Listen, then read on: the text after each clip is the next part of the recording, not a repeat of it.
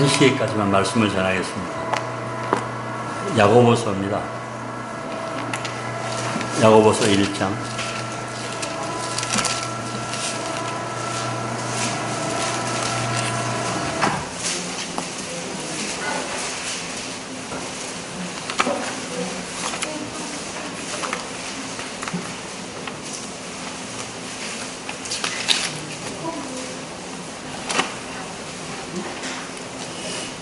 야고보서 1장 27절입니다.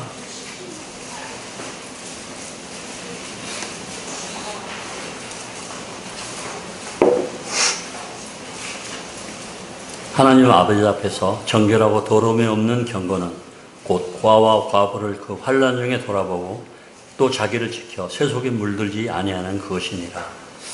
하나님께서 이렇게 말씀하셔서 고아들을 돌보라고 해서 사역을 고아들로부터 시작하게 되었습니다. 지금 한 24~25명 이렇게 같이 생활하고 있는데요. 네, 고맙습니다.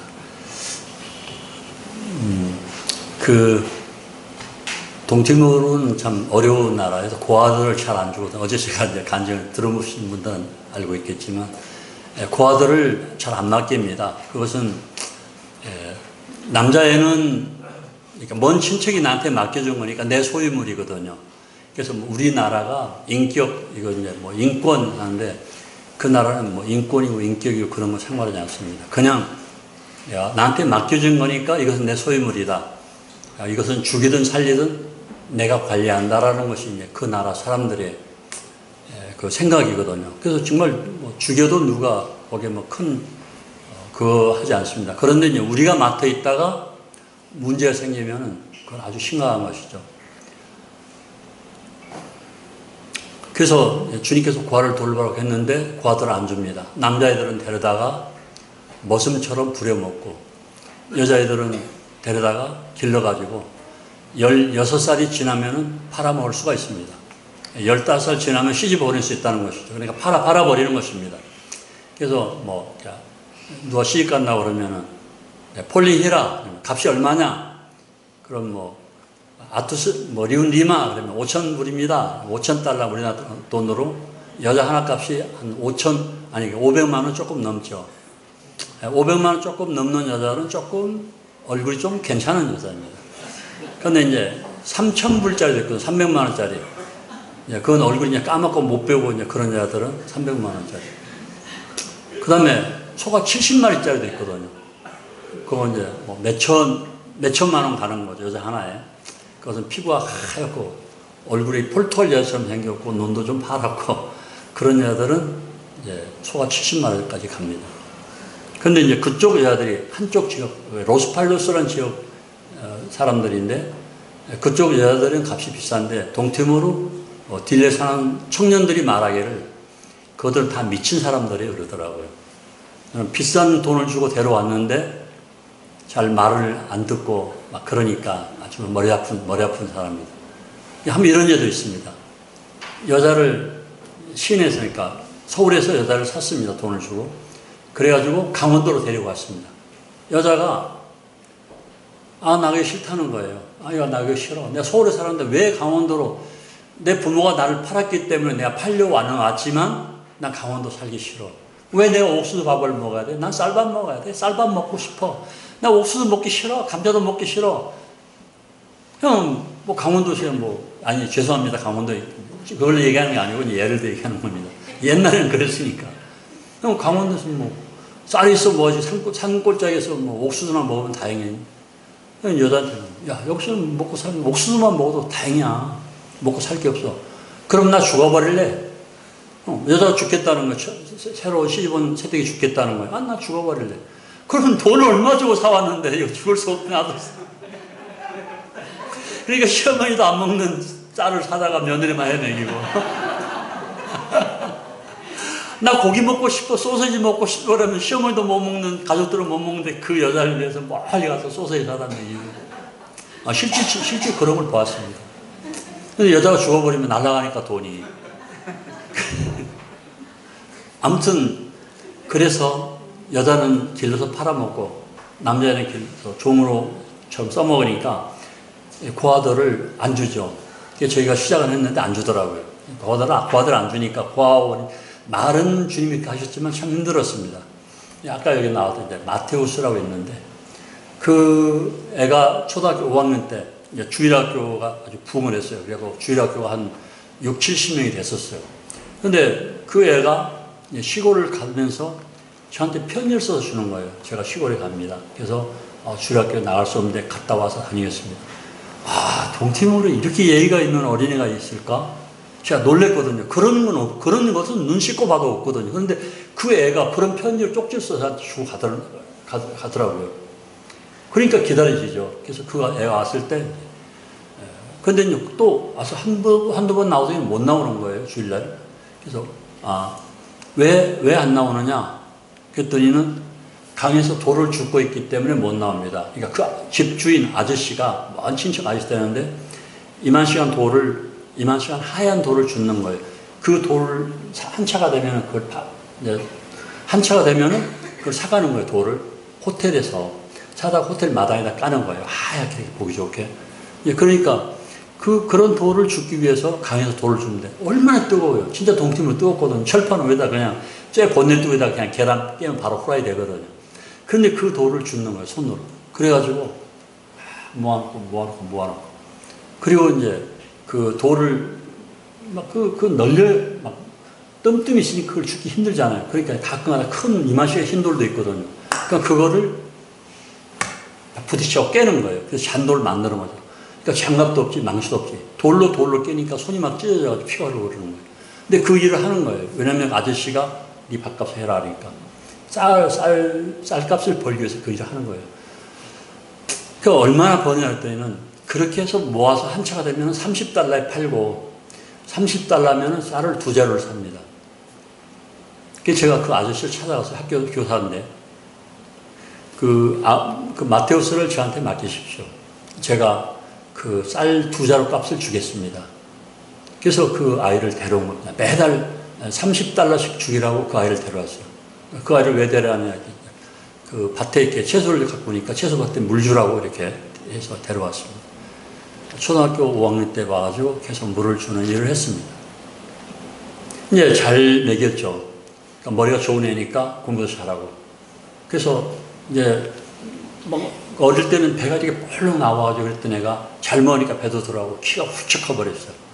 아주 잘생긴, 그냥 밖에 나오면 아주 정말 잘생겼어요.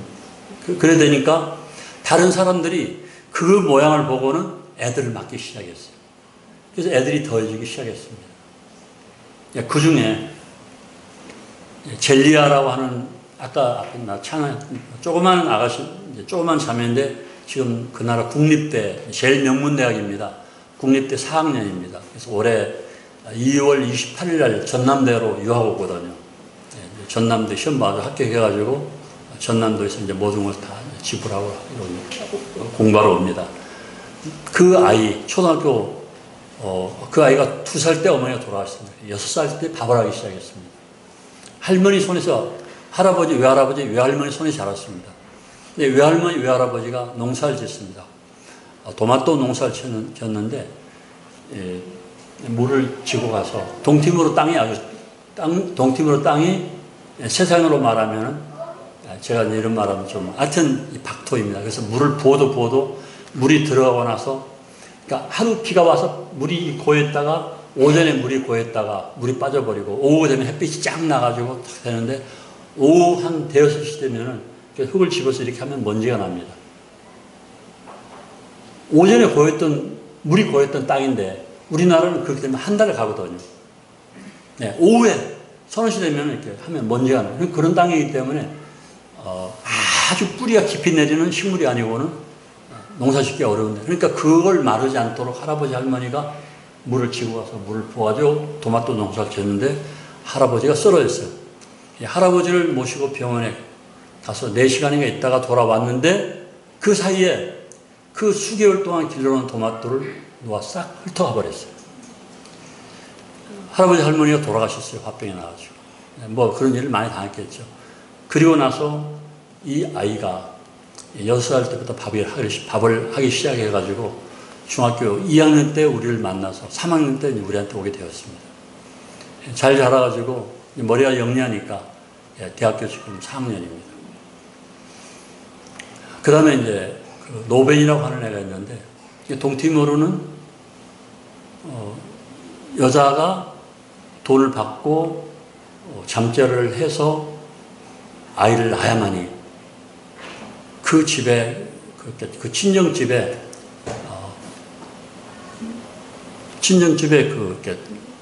사랑을 받습니다. 근데 예를 들어서 이제 김태희 형제님이 있고 옆에 형제님이 계시는데, 이제 두 분이 자매라고 합시다. 두 분이 아니 여자라고 합시다. 근데 김태희 형제님을 이제 우리 민영재님이 이제 아내로 맞았어요. 그렇게 살고 있는데, 민영재님이 옆에 있는 아가씨니까 아가씨를 건드려 버렸어요. 근데 이제 임신해가지고 애를 낳았어요. 민영재님은 이제 영국으로 일하러 가버렸어요. 그러니까 이쪽에서는 돈을 받아야 되는데 돈을 안 받으니까 이 친척들이 거기서 태어난 아이를 얼마나 구박하는지. 돈을 받지 않고 몸을 줘버렸기 때문에 친척들이 이건 아주 골칫덩어리인 거예요. 돈도 받지 않고 친정집에서 그냥 도부살이 알고 있고 거기에 태어난 아이. 그러니까 초등학교 6학년 때까지 얼마나 그 아이가 고난을 당했는지, 그 아버지가 이제 그 아이를 데려다가 우리한테 맡기고 영국으로 가버렸는데, 그 아이가 왔는데 얼굴도 못 드는 거예요. 완전히 주눅이 들어가지고 복음을 전했습니다. 우리도 안 이쁘더라고요. 그렇게 막 그런 환경이 있다고 원했으니까 안 이뻐요. 웃을 줄도 모르고 항상 얼굴이 찡그려져 있고, 말해도 대답도 잘 안 하고, 참 별로 이렇게 호감이 가지 않는 아이였는데, 그렇게 해서 중학교 1학년 마칠 때쯤에서 이제 그 아이가 구원을 받고 2학년 때 침례를 받았습니다. 그러면서 그때부터 제가 안아주기 시작했어요. 여기는 너의 외가가 아니니까 이렇게 움츠들지 마라. 넌 하나님의 자녀이다. 너는 이 나라의 소망이다. 하늘나라가 너의 것이다. 네가 어깨 움치고 다닐 필요가 없지 않느냐. 너는 거듭난 하나님의 자녀이기 때문에 이 세상 사람들도 자기 아버지가 장차관이나 대통령 되면 엄청 어깨에 힘을 주고 다니는데, 너는 하나님의 자녀지 않느냐. 그러니까 네가 어깨에 이렇게 움츠릴 필요가 없는 거다. 다독거렸습니다. 중3 됐을 때 이 공사를 했는데, 그 아이가 거진다 많은 일을 했습니다. 식당 지을 때 식당 천장 용접을 그 아이가 다 했거든요. 가르쳤기 때문에 그렇게 하는 것입니다. 지금은 아주 훌륭한 일꾼 중에 하나가 되었죠. 그 다음에 이제 그 로말도라고 있는데, 그 아이를 제가 보게 된 것은 4, 5년 전에 거기 이제 4일 동안 전도 집회를 갔었는데, 그때 그 아이가 초등학교 4학년이었는데 한쪽 눈이 실명이 됐습니다. 그래가지고 그냥 학교도 안 다니고 그냥 아주 방구치료 돼가지고 이렇게 막 돌아다니는 거예요. 이제 그 생각이 나더라고요. 그래서 제가 재작년에 그 아이를 불렀습니다. 그래가지고 이제 그 아자이 형제가 이제 리더인데 그 동생이거든요. 그래서 제가 불러가지고 물어봤더니 그냥 들깨처럼 돌아다닌다는 거예요. 왜 그러냐 했더니 이제 나중에 이제 그 로말도 와서 얘기를 하는데, 초등학교 3학년 때인가 2학년 때는 실명이 됐답니다. 초등학교 4학년 됐을 때, 물론 3학년 또 있었겠죠. 그럼 4학년 되니까 좀 더 크잖아요. 학교 가면 애들이 놀리는 거예요. 애꾸눈이라고. 화가 나서 애꾸눈이랑 싸움을 합니다. 싸움을 자주 하다 보니까 쌍둥이 되었어요. 계속 애꾸눈 놀리는 애들을 막 좁힌 거예요. 그래서 집에 오면은 아버지도 없지, 어머니 돌아와서 안 계시, 아버지는 가출해버렸지. 그러니까 할머니하고 거기 작은아버지하고 살고 있는데, 할아버지하고 작은아버지하고. 집에 오면은 그 매를 맞은 학부형들이 너 임마 왜 우리 애 때려가지고 이렇게 상처를 입히고 그러냐고. 매번 오니까 이 작은아버지가 이 자식아 그따위 짓 하려면 학교 가지 말라고. 얘는 화가 나니까 내 꾸미고 놀리니까 싸움하는 거고. 그래서 학교를 다니지 못하게 해가지고 학교 그만둬 버렸어요. 그러니까 집에서 놀고 있으니까 친척들이 불러갖고, 야, 술 사와. 야, 저기 할아버지 불러 밥 먹으라고. 야, 이거. 계속 일을 시키는 거예요. 그 얘기를 듣고 제가 이제 그 아이를 불렀죠. 그래가지고 제가 했습니다. 예수 그리스도 일단 믿어라. 믿고 나서 얘기하자.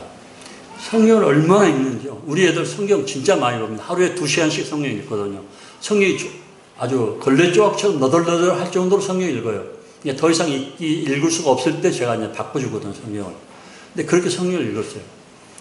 1년 지난, 이제, 그리고 데려와서 이제 학교를 이제 4학년으로 편입시키려고 그러니까 안 받아주는 거예요. 왜냐면 나이가 중학교 2학년 나이가 된 거예요. 그동안에. 쉬어버린 거예요. 그래서 중학교 2학년으로 편입시켰어요. 그럼 다독거려주고 열심히 해라. 그리고 좋은 대학을 다녀야 된다. 계속 아이를 돌봤습니다. 정말 잘 자랐어요. 아주 지금은 몸도 청년처럼 어깨 딱 벌어져가지고 진짜 일도 잘하거든요. 그래가지고 올해 이제 고등학교를 처음에 아버지 영국을 가버린 그분의 아들 노벤, 그리고 이제 로말도 애꾸는 됐더니 걔, 그리고 또 비센티라고 있는데 비센티는 이제 부모님이 계시는 그런 아이인데 그 아이들 3명이 제일 좋은 고등학교를 5대1의 경쟁률을 뚫고 들어갔습니다. 그래서 저희들 여기서 나와서 찬양하는 애들이요, 그 나라에서는 최고 엘리트 애들입니다. 저희가 엘리트를 기른다고 그랬거든요. 학교에서 10등 안으로 떨어진 애는 나가라. 우리는 그런 필요가 없다. 글 읽지 못하거나 쓰지 못한 애는 필요 없다. 오지 마라. 10등 안으로 들어라. 그리고 거듭나서 하나님의 일을 소망으로 두고 있는 애만 있어라. 너희들이 하나님 일도 소망이 없으면서 먹고 사는 것 때문에 여기 있으면은 그것은 차라리 여기 있지 않는 게 낫다. 그건 저주받는 거다. 하나님 것을 먹고 마시고 살다가 하나님 일을 안 한다면 그거 어떻게 되겠느냐. 그래서 그런 저주받는 일을 하지 말고 일찍 나가버려라. 세상 나가려면 일찍 나가라. 그리고 침례 받기 전에도 얘기를 합니다. 침례를 죽을 각오가 되어 있지 않으면 침례 받지 마라. 침례 받고 나서 예수 그리스도를 떠날 거라면 차라리 지금 떠나라. 침례 받을 때 서약하지 않느냐. 나는 예수 그리스도 피로 거듭났습니다. 두 번째는 아무리 어려움이 와도 그리스도를 떠나지 않겠습니다. 끝까지 충성하겠습니다. 서약 받고 침례식 하는데 서약 받고 침례식 해놓고 예수님 떠나기보다는 잘 서약 안 하고 떠나는 게 나으니까 침례 받고 난 이후에 분명히 고난이 온다. 그 고난을 극복할 수 없거든. 지금 떠나버려라. 그렇게 해서 침례 받은 아이들이거든요.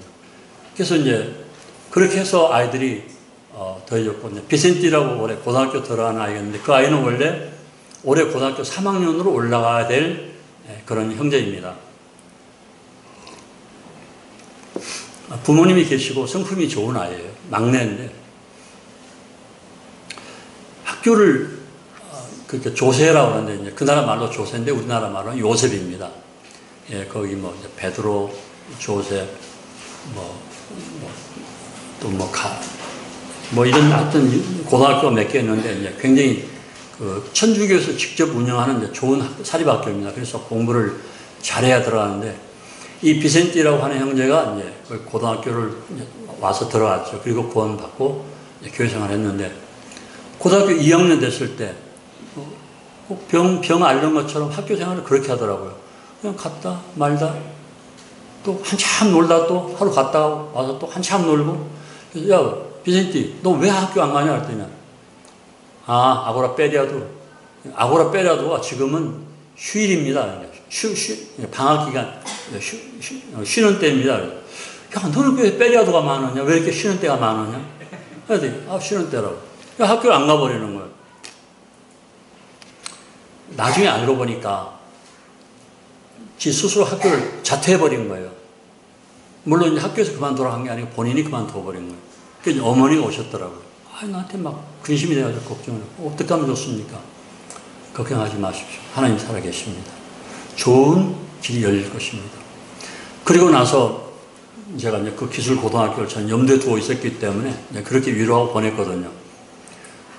이제 기술고등학교를 들어가기 전에 경쟁률이 5대1이니까 시험 보러 오는데 학생들만 오는 게 아니에요. 어머니, 아버지, 형들 막 가끔 몰려오니까 그러잖아. 5대1이니까 얼마나 많은데 거기다 그 학부형들끼리 오니까 발을 디딜 틈이 없이 많이 온 거예요. 근데 거기서 딱 5대1의 그 학기자들만 뽑아내는데 우리 아이들 그 동티모르 그 나라 문화나 우리 아이들로 봐서는 합격할 수가 없는 거예요. 거기 이제 코이카에서 간 한국 선생님이 있는데 노무현이 아니고 이무현입니다. 제가 이제 물어봤거든요. 어떻게 하면 좋은 방법이 있겠습니까? 우리 아이들 꼭 입학시켜야 됩니다. 그리고 애들은 계속 기도하고요. 그랬더니는 대사님 추천장이 있으면 좋겠습니다. 리코멘드 사운. 영어로는 리코멘데이션, 동팀의 말은 리코멘드 사운이거든요. 포르투갈 말이니까. 그래서 이제 그 추천서를 가져오라고 그래서 제가 이제 대사관에 갔죠. 갔더니 영사가 있고 대사는 없더라고요. 어떻게 오셨습니까? 그래서 추천장을 받으러 왔습니다. 그랬더니 영사가 있다가 안 될 겁니다. 왜요? 아니 여기 이제 민영재님 추천서를 예를 들어 제가 부탁을 갔다면 대사가 민영재를 알아야 추천서 주지. 아니 일단 저 사람이 뭘 하는 사람인지 어떻게 잘하는 사람인지 어떤 사고를 가지고 있는지 아무도 모르는데 어떻게 추천서를 써줍니까? 미국식으로는 절대 불가능한 겁니다. 아마 대사님이 안 써줄 겁니다. 그러더라고요. 영사가 계속 기도했죠. 계속 기도하고 그 대사님 사모님한테 우리가 이제 부추를 길렀거든요. 부추 아시죠? 여기는 정고제라고 그러죠.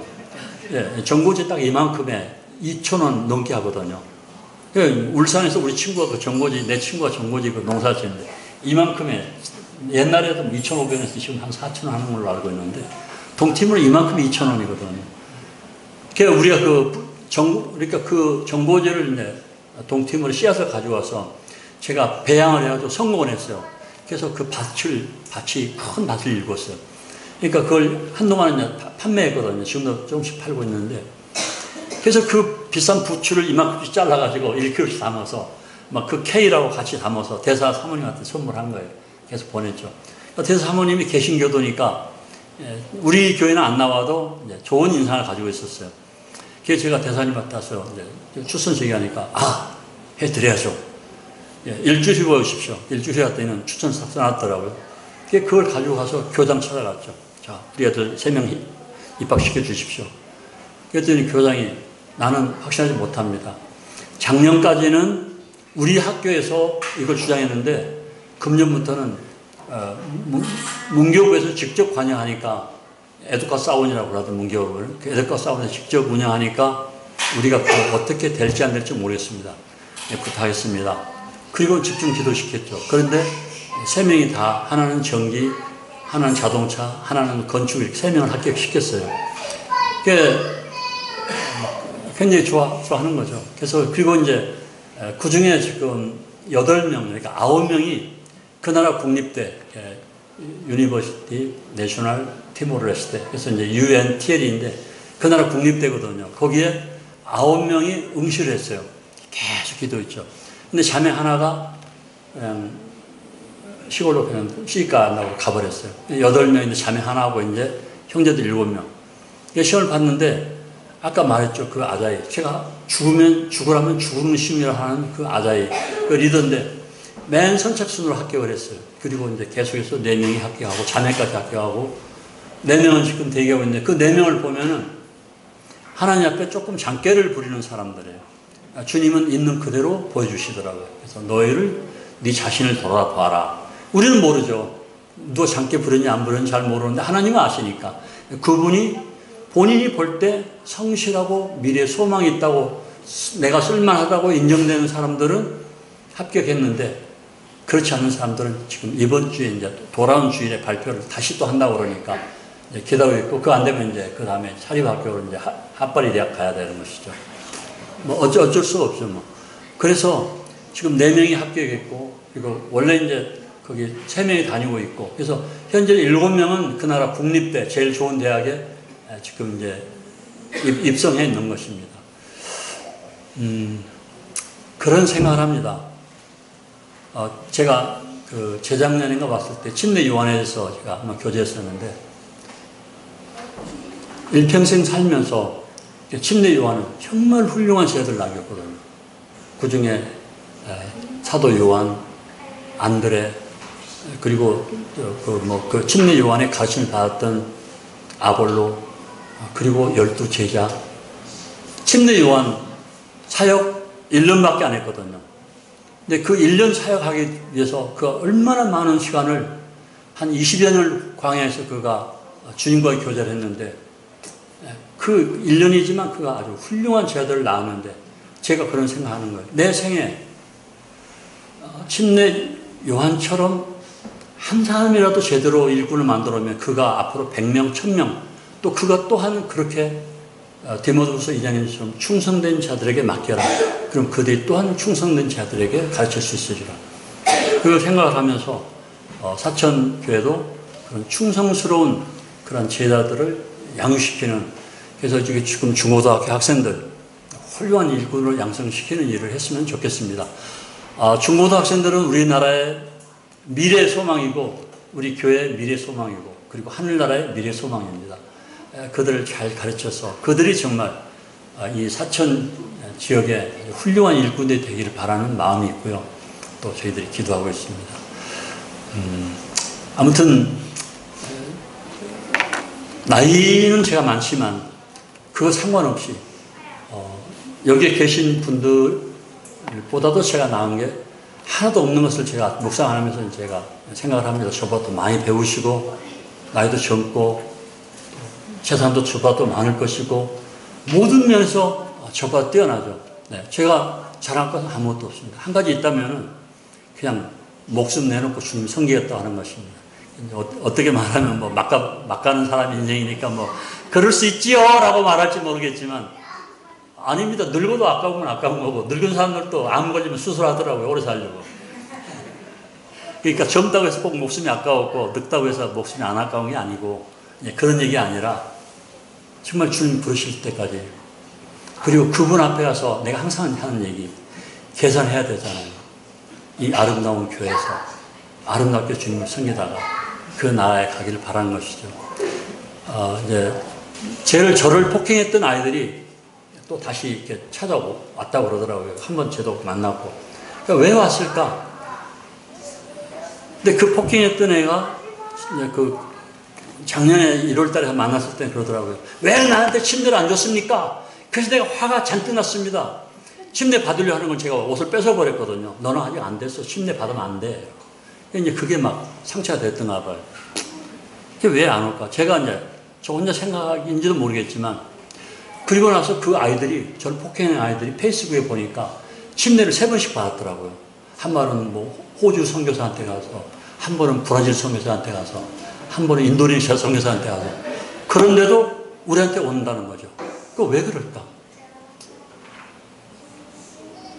우리 모임의 아름다움은 부드럽고 정말 박옥수에서 오신 분들이 옛날에 대전에 있을 때 그러더라고요. 이 모임이니까 메갈이 없고 아이고 이게 뭐 교회냐고 뭐. 그런데 부드러움 속에 강함이 있는 것이거든요. 그래서 그 아이들이 다른 데 가서 이렇게 보면은 그냥 구원 받았다고 하면 침례 줘버릴 것 같아요. 근데 우리는 아주 침례 상담을 까다롭게 하거든요. 굉장히 어렵게 침례 상담을 하고 침례를 주는데, 침례 주고 나면은 또한 그 다음에 이어지는 게 우리 아름다운 예배거든요. 근데 다른 데는 없거든요. 다른 이런 아름다운 예배가 없잖아요. 그리고 그들이 가서 봤을 때 그냥 선교사들 그냥 설교하고 끝내버리는 것이죠. 기도하고 찬양하고 선교사 설교하고 끝내버리는. 우리는 하나님 예배를 드리잖아요. 모든 형제들이 만일 제사장으로서 하나님 앞에 나와서 감사 기도를 드리잖아요. 어디가 이런 데가 있습니까? 천주교가 있습니까? 장로교가 있습니까? 만일 다른 교회 가가지고 너무 감동이 돼가지고 하나님 앞에 감사합시다 그러면 저 미친놈 쫓아내라고 그럴 거예요. 우리만 하잖아요. 그러니까 동티모르의 형제들은 구원받은 사람은 누구나 다 감사 예배를 참여하는데 다른 데는 그런 예배 자체가 없거든요. 그러니까 그들이 봤을 때 여기 침례도 까다롭게 주지만 또 하나님 앞에 아름다운 예배를 입고 가르침을 그걸 또 받았으니까 또 매주일마다 준비된 선물의 말씀을 가지고 하나님 앞에 내놓고 예배를 드리고 그런 것들이 없으니까 얼마나 싱거워요. 그러니까 까다롭고 막 자기들 그렇게 했지만 그래도 이 교회만큼 참된 곳은 없다라고 생각하는 것 같아요. 그러니까 그들이 오는 것이죠. 다시 형제 자매님들, 아름다운 교회에서 여러분들 생애가 끝날 때까지 정말 예수님 뜨겁게 이 하나님의 교회가 부흥될 수 있도록 최선을 다하십시오. 아까도 말씀드렸지만 자매님들은 주방에서 우두머리가 되지 말고요. 조화를 이루는 그러한 뷔페식 음식처럼 이렇게 아름답게 서로 조화를 이루면서 해나가시기를 바랍니다. 절대 주장하지 마십시오. 모든 면에서 나보다 낫다고 생각을 해야지 나보다 못하다고 생각하면 그 못한다고 생각하는 그 순간에 예수님께서는 네 눈에 들보는 어디 갔느냐라고 묻기 때문에 잠깐 기도하고 마치겠습니다. 주님 감사합니다.